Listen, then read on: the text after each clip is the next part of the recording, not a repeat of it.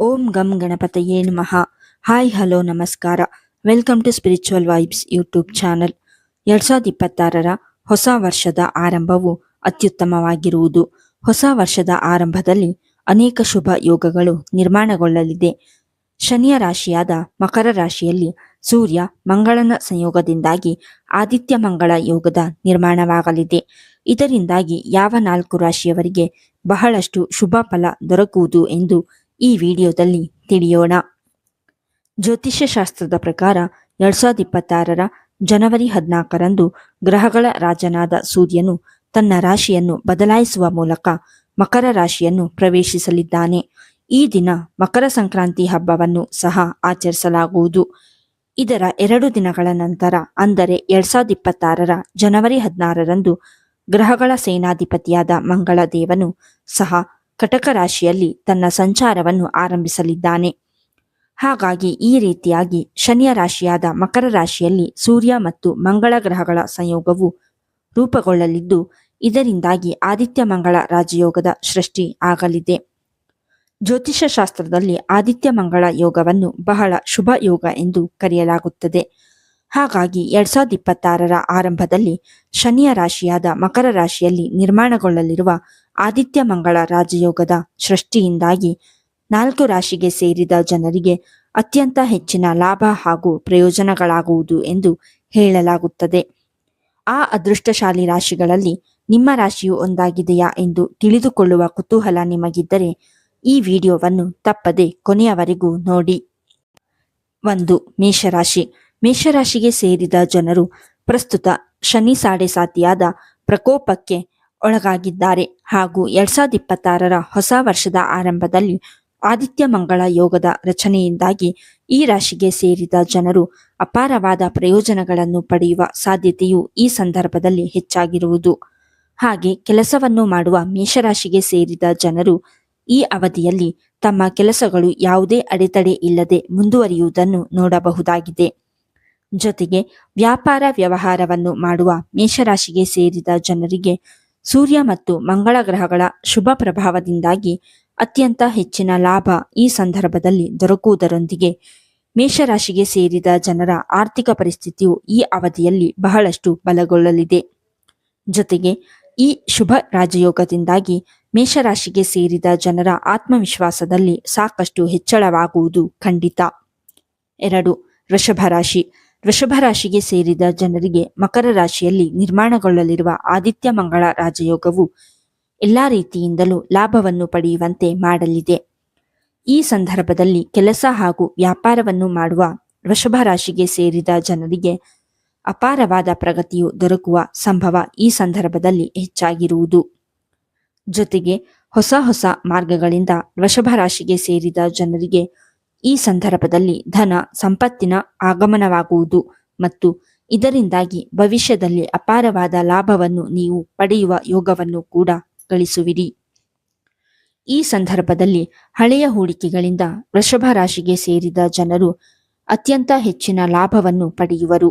ಹಾಗೆ ಮಂಗಳ ಮತ್ತು ಸೂರ್ಯಗ್ರಹಗಳ ಸಂಯೋಗದಿಂದಾಗಿ ವೃಷಭ ರಾಶಿಗೆ ಸೇರಿದ ಜನರ ಬ್ಯಾಂಕ್ ಬ್ಯಾಲೆನ್ಸ್ ಸಾಕಷ್ಟು ಹೆಚ್ಚಾಗಲಿದೆ.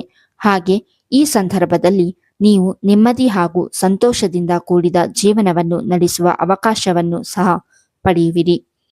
ಜೊತೆಗೆ ಅವಿವಾಹಿತ ವೃಷಭ ರಾಶಿಗೆ ಸೇರಿದ ಜನರಿಗೆ ಈ ಅವಧಿಯಲ್ಲಿ ವಿವಾಹಕ್ಕಾಗಿ ಅತ್ಯುತ್ತಮವಾದ ಯೋಗವು ನಿರ್ಮಾಣಗೊಳ್ಳುವ ಸಾಧ್ಯತೆಯೂ ಕೂಡ ಹೆಚ್ಚಾಗಿರಲಿದೆ. 3. ತುಲಾರಾಶಿ. ಗ್ರಹಗಳ ಸೇನಾಧಿಪತಿಯಾದ ಮಂಗಳ ಮತ್ತು ಗ್ರಹಗಳ ರಾಜನಾದ ಸೂರ್ಯನ ಸಂಯೋಗದಿಂದಾಗಿ ತುಲಾರಾಶಿಗೆ ಸೇರಿದ ಜನರು ಸಾಕಷ್ಟು ಸಕಾರಾತ್ಮಕ ಫಲವನ್ನು ಈ ಸಂದರ್ಭದಲ್ಲಿ ಹೊಂದಬಹುದಾಗಿದೆ. ಜೊತೆಗೆ ಈ ಅವಧಿಯಲ್ಲಿ ಮಂಗಳ ಮತ್ತು ಸೂರ್ಯನ ಶುಭ ಪ್ರಭಾವದಿಂದಾಗಿ ತುಲಾರಾಶಿಗೆ ಸೇರಿದ ಜನರ ಬೌದ್ಧಿಕ ಸುಖ ಸಮೃದ್ಧಿಯಲ್ಲಿ ಸಾಕಷ್ಟು ಹೆಚ್ಚಳವಾಗುವುದು.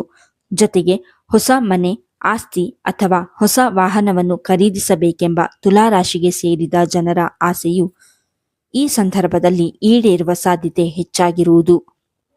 ಇದರಿಂದಾಗಿ ನೀವು ಸಾಕಷ್ಟು ಸಂತೋಷದಿಂದಿರುವಿರಿ. ಜೊತೆಗೆ ತುಲಾರಾಶಿಗೆ ಸೇರಿದ ಜನರ ಮನೆಯಲ್ಲಿ ಸಾಕಷ್ಟು ಸಂತೋಷಮಯವಾದ ವಾತಾವರಣವು ಈ ಸಂದರ್ಭದಲ್ಲಿ ಸೃಷ್ಟಿಯಾಗಲಿದೆ. ಈ ಅವಧಿಯಲ್ಲಿ ಮಂಗಳ ಮತ್ತು ಸೂರ್ಯನ ಸಂಯೋಗದಿಂದಾಗಿ ರೂಪುಗೊಳ್ಳುವ ಆದಿತ್ಯ ಮಂಗಳ ರಾಜಯೋಗದಿಂದಾಗಿ ನೀವು ಮಾನಸಿಕ ಸಮತೋಲನವನ್ನು ಕಾಯ್ದುಕೊಳ್ಳುವಲ್ಲಿ ಯಶಸ್ಸು ಗಳಿಸುವಿರಿ. ಜೊತೆಗೆ ಈ ಸಂದರ್ಭದಲ್ಲಿ ತುಲಾ ರಾಶಿಗೆ ಸೇರಿದ ಜನರು ಹೂಡಿಕೆಯಿಂದ ಅಪಾರವಾದ ಲಾಭವನ್ನು ಪಡೆಯುವ ಸಂಭವವಿರುವುದು. 4. ಮಕರ ರಾಶಿ. ಮಕರ ರಾಶಿಗೆ ಸೇರಿದ ಜನರಿಗೆ ನಿಮ್ಮ ರಾಶಿಯಲ್ಲಿಯೇ ಸಂಯೋಗಗೊಳ್ಳಲಿರುವ ಸೂರ್ಯ ಮತ್ತು ಮಂಗಳನ ಯುತಿಯಿಂದಾಗಿ ಆದಿತ್ಯ ಮಂಗಳ ರಾಜಯೋಗದ ನಿರ್ಮಾಣವಾಗಲಿದೆ.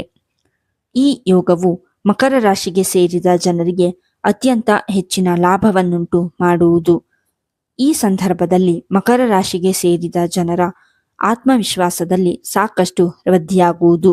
ಜೊತೆಗೆ ನಿಮಗೆ ಯಾವುದಾದರೂ ಹೊಸ ಯೋಜನೆಯನ್ನು ಶುರು ಮಾಡಬೇಕೆಂಬ ಕನಸಿದ್ದರೆ ಅಥವಾ ಯಾವುದಾದರೂ ಹೊಸ ವ್ಯವಹಾರವನ್ನು ಪ್ರಾರಂಭಿಸಬೇಕೆಂಬ ಆಸೆ ಇದ್ದರೆ ಈ ಅವಧಿಯು ಅತ್ಯುತ್ತಮವಾಗಿರುವುದು.